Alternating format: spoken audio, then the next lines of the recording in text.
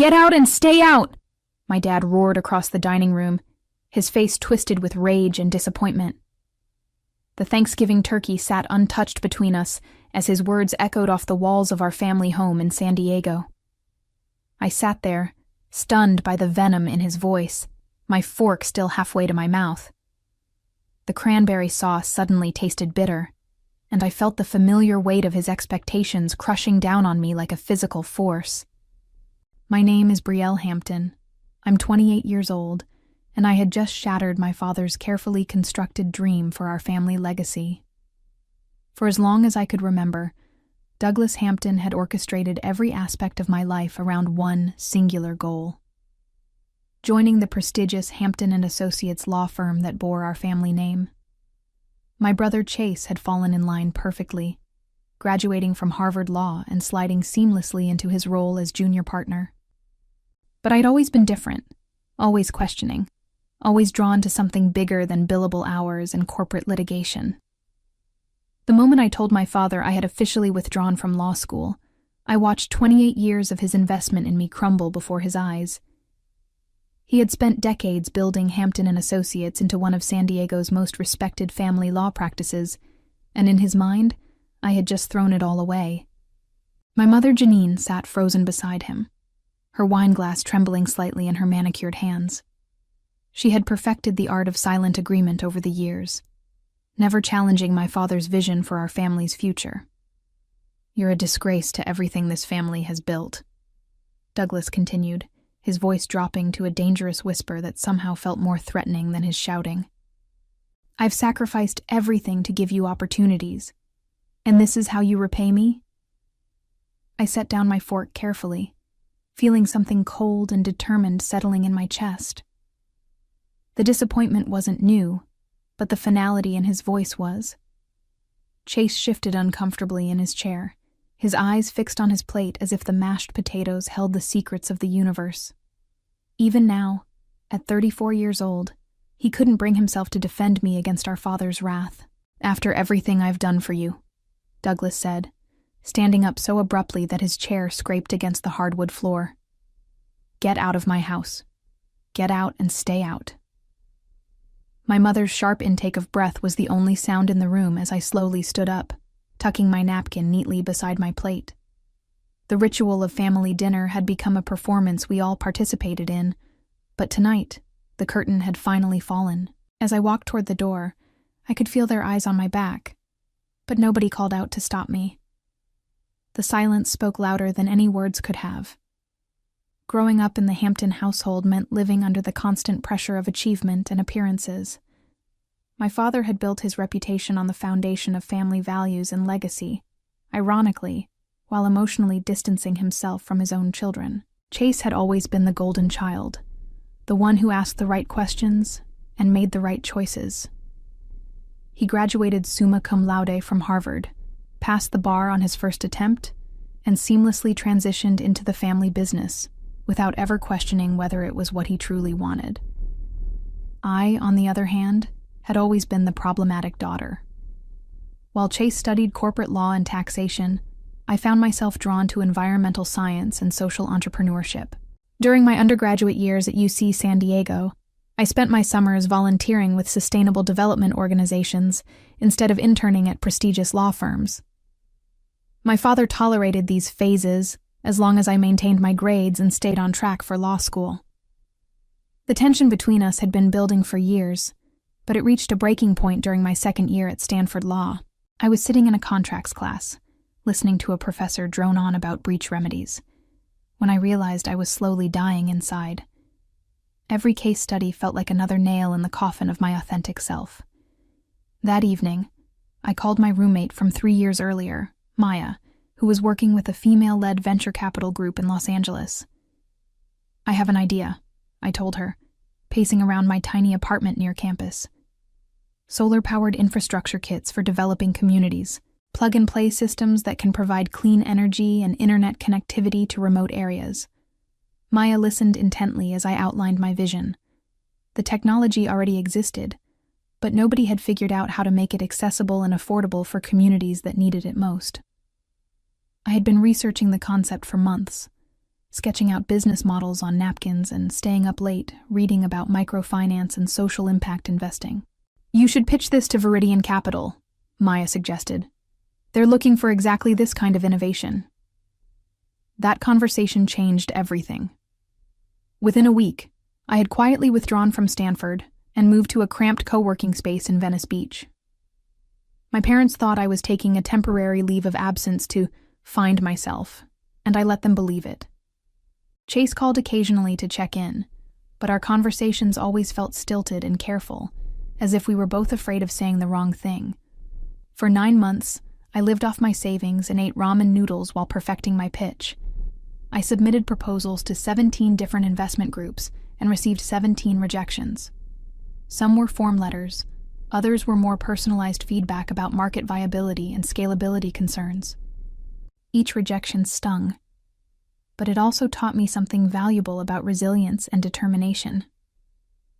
My parents never asked about the specifics of my break from law school, and I never volunteered the information. The less they knew, the better. I was building something revolutionary, something that could actually change lives, but I knew they would never understand. The breakthrough came on a rain-soaked Tuesday in March, exactly 9 months after I had started this journey. I was sitting in the cramped Venice Beach co-working space, surrounded by empty coffee cups and crumpled papers, when my phone rang. The caller ID showed a number I didn't recognize, but something told me to answer it. "Brielle Hampton? This is Jessica Chen from Viridian Capital. We'd like to schedule a meeting about your SunNest Systems proposal." My hands started shaking as I processed her words. Viridian Capital was one of the most respected social impact investment firms on the West Coast, led by women who had made their fortunes in tech and were now dedicated to funding companies that could create positive change. I had submitted my proposal to them 4 months earlier, and assumed it had been lost in the shuffle when I never heard back. The meeting took place the following week in their sleek downtown Los Angeles office. I wore my only professional suit and carried a worn leather portfolio that had belonged to my grandfather. The conference room overlooked the city skyline, and I tried not to let the intimidating setting shake my confidence as I set up my presentation. Jessica introduced me to the other partners, Dr. Amara Okafor, a Nigerian-born engineer who had revolutionized water purification technology, and Lisa Brennan, a former Goldman Sachs executive who had left Wall Street to focus on sustainable investing. These were women who had broken barriers and created their own paths, and I felt a spark of hope that maybe they would understand my vision. I presented my solar infrastructure concept with passionate precision, explaining how modular energy systems could be deployed in rural communities across Africa and South America. The technology wasn't just about providing electricity, it was about creating connectivity, enabling education, and empowering local economies. Each kit would include solar panels, battery storage, LED lighting, and satellite internet capability, all packaged in a weatherproof unit that could be assembled by local technicians. "The market research shows massive demand," I explained, clicking through slides that demonstrated the scope of energy poverty worldwide. 2 billion people still lack access to reliable electricity, and traditional grid infrastructure is prohibitively expensive for remote communities. "Dr. Chu." Okafor leaned forward, clearly engaged. "What's your scalability model? How do you plan to manufacture and distribute these systems affordably?" I had anticipated this question and spent weeks developing partnerships with manufacturers in Southeast Asia who specialized in renewable energy components. The key was creating standardized modules that could be produced efficiently while maintaining quality standards. "We partner with established manufacturers and focus on assembly and deployment," I replied. "Our value proposition isn't in reinventing solar technology, it's in making it accessible and sustainable for communities that need it most." The meeting lasted 2 hours, and by the end, I could see genuine excitement in their eyes. Jessica walked me to the elevator, and her parting words gave me hope. "We'll be in touch soon. This is exactly the kind of innovation we're looking for." That evening, I called Maya to share the news, but I didn't tell my family. They still thought I was taking a temporary break from law school. The The call from Viridian Capital came 3 weeks later, and it changed everything. Jessica's voice was warm but professional as she delivered the news that would transform my life. Brielle, we'd like to offer Sunnest Systems $30 million in Series A funding, with an additional commitment for Series B if you hit your first-year deployment targets. I nearly dropped the phone. $30 million. It was more money than I had ever imagined, enough to launch operations across 3 continents and establish the manufacturing partnerships we needed to scale rapidly. The terms were generous, too. Viridian would take a 40% stake in the company, leaving me with controlling interest and the freedom to operate according to my vision. There's one condition, Jessica continued. We want you to accept a position on the California Renewable Council.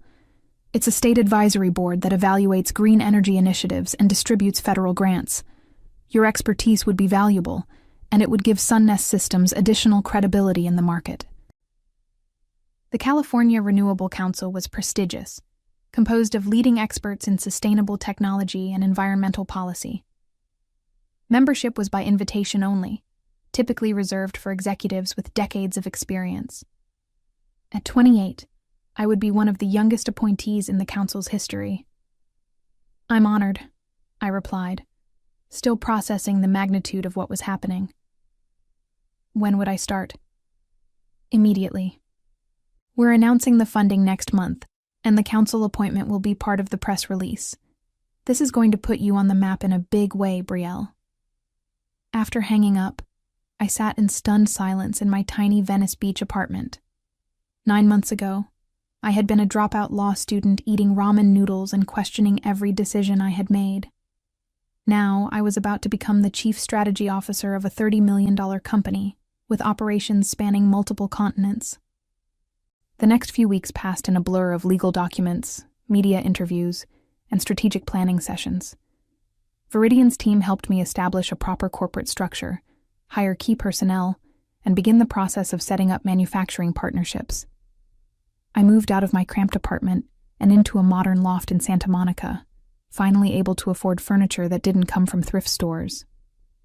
The press coverage was overwhelming. TechCrunch featured Sunnest Systems as one of the top social impact startups to watch, and Forbes included me in their 30 Under 30 list for social entrepreneurship. The attention was gratifying but also surreal. I kept expecting someone to tap me on the shoulder and tell me there had been a mistake. Through it all, my family remained oblivious to my success. I had perfected the art of deflecting their questions about my plans, giving vague answers about exploring opportunities, and taking time to figure things out.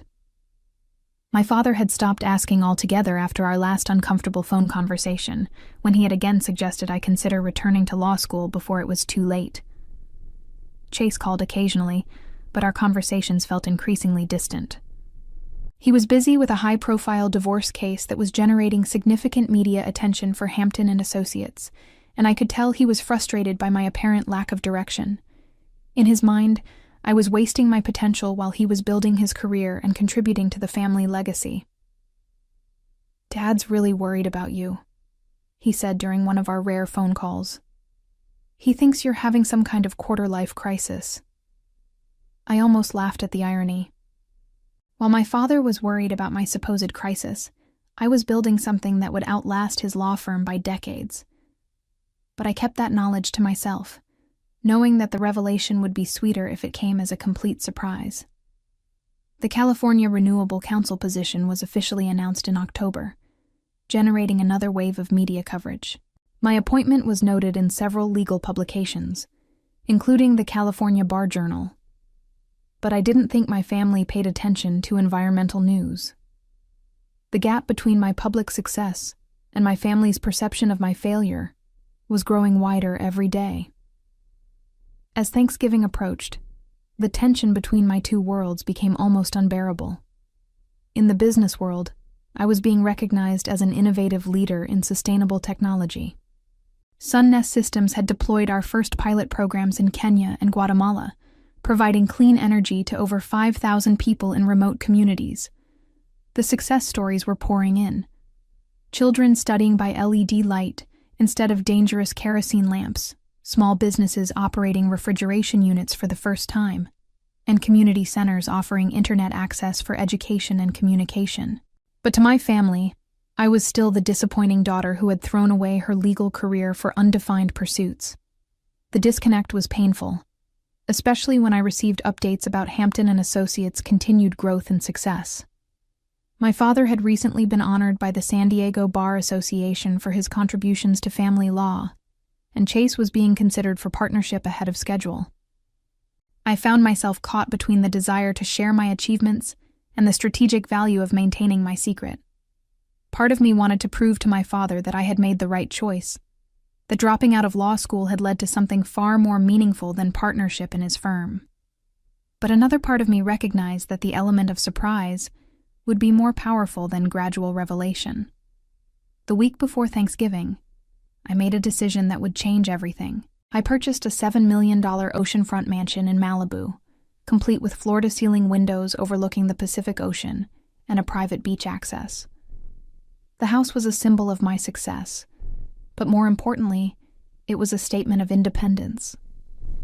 I was no longer the lost daughter living on borrowed time and good intentions. The real estate transaction generated its own media attention, as celebrity news outlets speculated about the young tech executive who had purchased one of Malibu's most exclusive properties. The attention made me nervous, but I assumed my family was too focused on their own concerns to notice entertainment news about property purchases.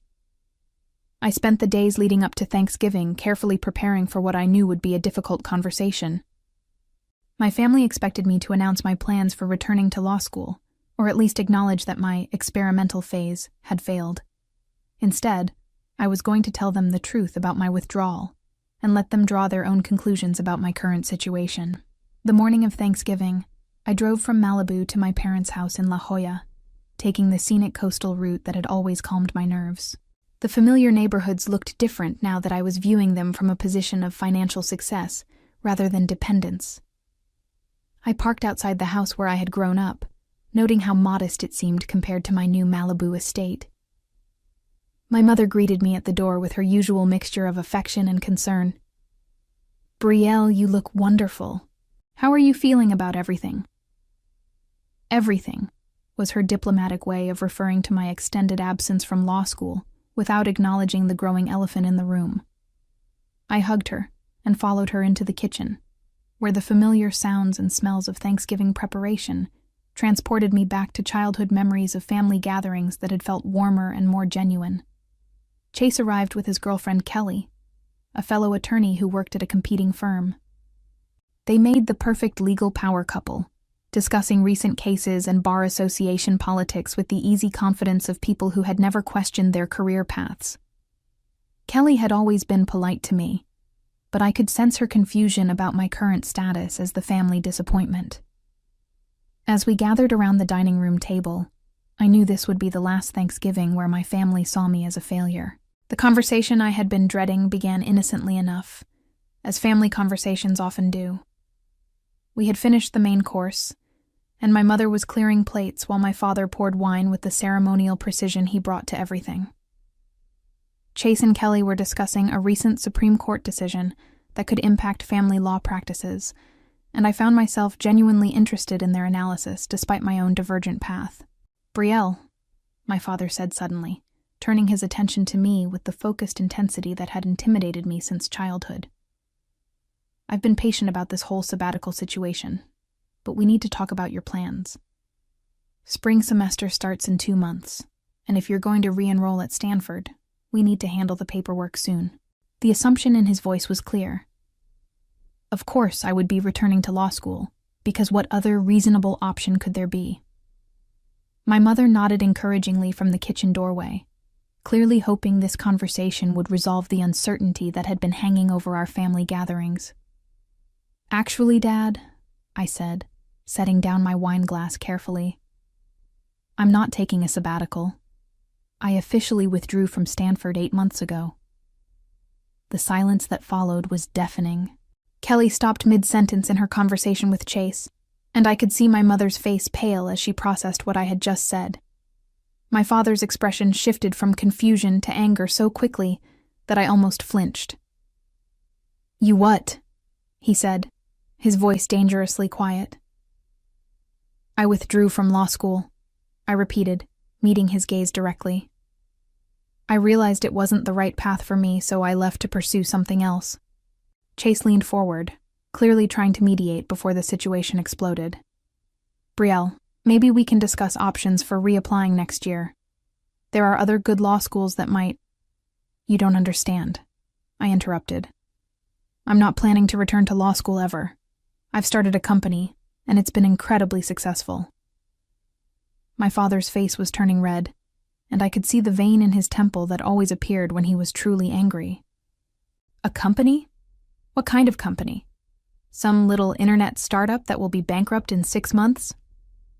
"Sun-Nest Systems," I said simply. "We develop solar-powered infrastructure for developing communities.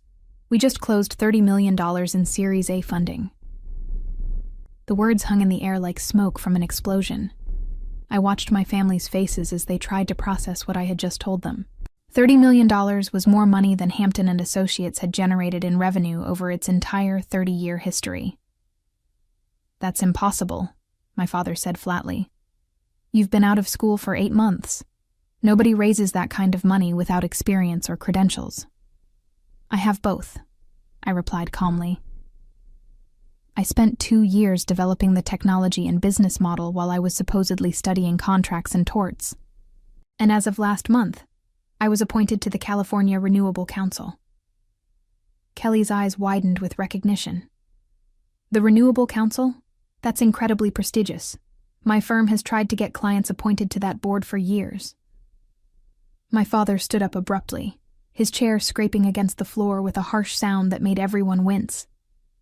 "You're lying," he said, his voice filled with a combination of rage and disbelief.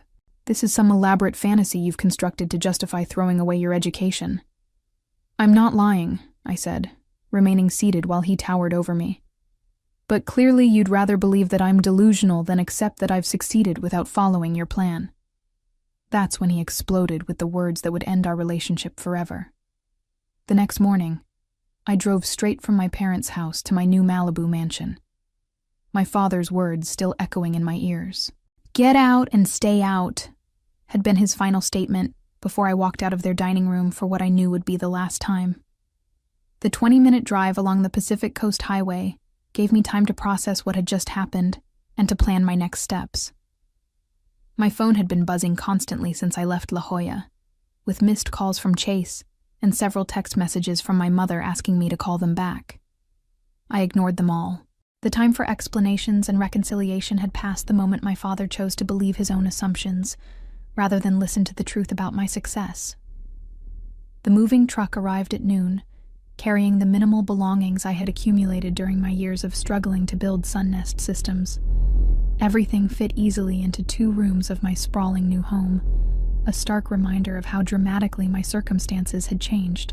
As I unpacked my laptop and the framed photo of my first solar installation in Kenya, I felt a mixture of sadness and liberation that surprised me with its intensity. That afternoon, I called Jessica at Viridian Capital to discuss the timeline for our expansion into Central America. The conversation was energizing, focusing on concrete plans for deploying our technology to communities that desperately needed reliable energy access. As we talked about manufacturing partnerships and government approvals, I realized how much more fulfilling this work was than any legal career could have been. By the way, Jessica mentioned near the end of our call, we're getting some interesting inquiries about potential partnerships. Several law firms are reaching out about pro bono opportunities to support our community development work. "Really?" I said, suddenly interested. "What kind of firms?"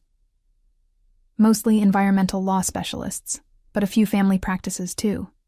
There's apparently significant interest in the corporate social responsibility angle." I made a mental note to review those partnership proposals carefully.